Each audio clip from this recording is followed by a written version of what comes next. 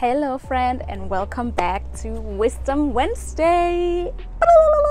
Okay, yeah, so today it's all about the 5 love languages. If you are not familiar with them, don't worry, I got you covered.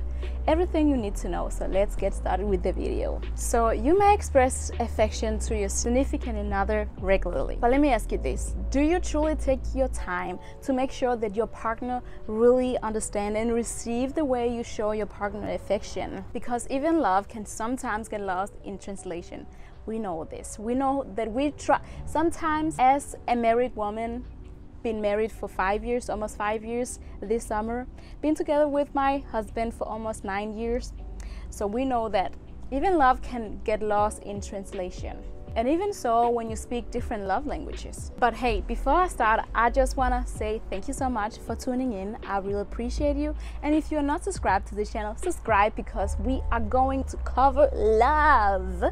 And this will be every Wednesday for a period of time, so make sure to subscribe so you don't miss any upcoming love series, because it's gonna be juicy, it's gonna be a little bit TMI, but hey, who doesn't love a bit TMI? Because that is where we learn from each other, and that is like the things that people honestly don't tell you about, and I'm gonna cover that. So make sure to subscribe. So with that, let's get started with the video. So what are the 5 love languages? So the 5 love languages are 5 different ways to express and receive love. They are words of affirmation, quality time, and receiving gifts and acts of service, and lastly, physical touch. And we all know that not everyone communicates love in the same way. So this is why it is so essential when it comes to love to know how to communicate love to your partner, your significant other, so they receive and understand what you're trying to communicate. So this is why you want to stick along when you dive in depth on how you can express this different kind of love and the different kind of way you can show your significant other love. So we all may relate to most of the 5 love languages, but each of us has 1 or 2 love languages that speaks to us the most. And discovering yours and your partner's primary love language, it will definitely create a better understanding between you and your partner, and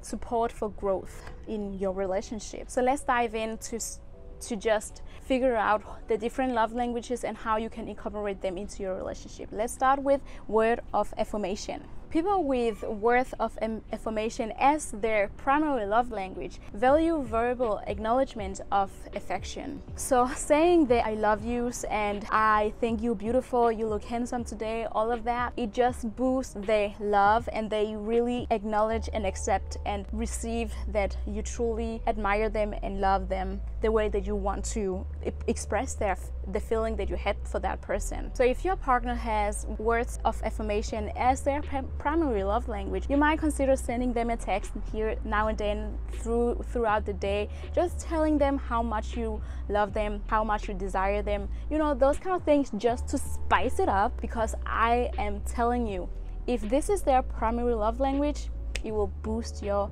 relationship for sure. Second love language is quality time. So people who has quality time as their love language feels adored and loved when their partner actually takes time to spend time with them and to just hang. And they often feel most appreciated when you have these heart-to-heart talks, or you just have a regular talk, that you have eye contact, fully present, and just showing them that I am here for you and I have chose to spend this time, this moment here for you. I'm full ear and I am just here to be here with you. Because this love language is all about giving them your undivided attention. And this is also without any distraction of telephones. We all know when we are with our partner and how annoying it can be when you try to talk with this person and they're just sitting there texting or whatever. With the person that has quality time as their primary love language, this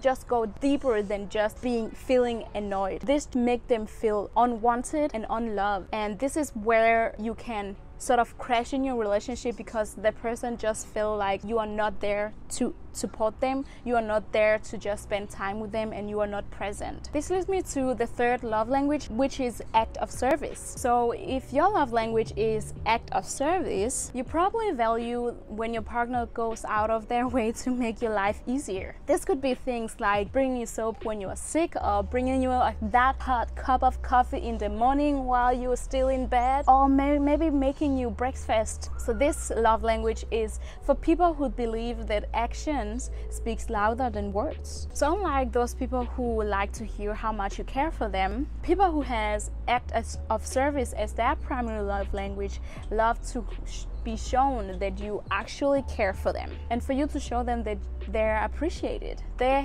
fourth love language is all about gifts. If this is your love language, you mostly feel loved when people give you a simple and a visible symbol of how much they love you. So as Dr. Chapman calls it, it's not about the monetary value, but the symbolic thought behind it. So people who has gift as their primary love language really cherish the thought that you put into picking this particular gift to them, the moment that you chose to give them this particular gift, and just the entire environment that you gave them the gift. This just makes them feel extra loved. So the key here is to give them a meaningful gift that matters to them, and a meaningful gift that reflects their values and not necessarily yours. So this leads me to the fifth and last love language, physical touch. People with physical touch as their love language feels dearly loved when they receive physical signs of affection. This includes kissing, holding hands, or even sex. So if you have a partner who has physical touch as their primary love language, remember to kiss them,